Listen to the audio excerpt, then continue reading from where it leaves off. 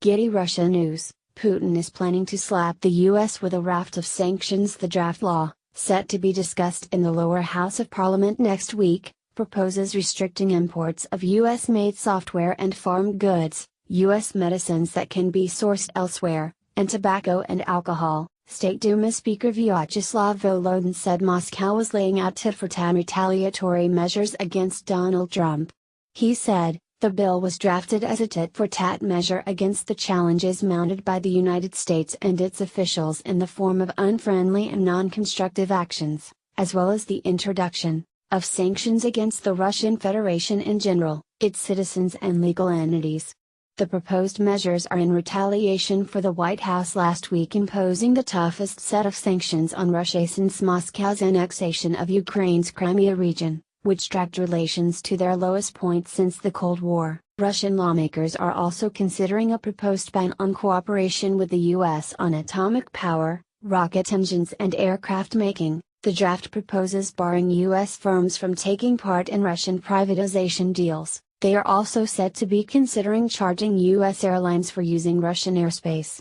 Russia and the U.S. are currently engaged in an ongoing war of words over a possible American strike on Moscow's Middle East ally, Syria, following a chemical attack there on Saturday. The draft legislation was presented to reporters by deputy speakers of the lower house of parliament, the State Duma, which is dominated by Kremlin loyalists. First Vice Chairman of the State Duma Ivan Melnikov added, it implies a ban or restriction of the import of agricultural products, raw materials and food products originating in the United States or other countries that supported the measures that the United States imposed on our country.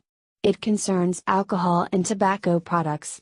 Neither the Kremlin nor the Russian government has said if they back the measures, and it was not clear if it would become law in its current form. On occasion, the Kremlin uses parliament to send assertive messages to foreign powers, but that does not always translate into specific action.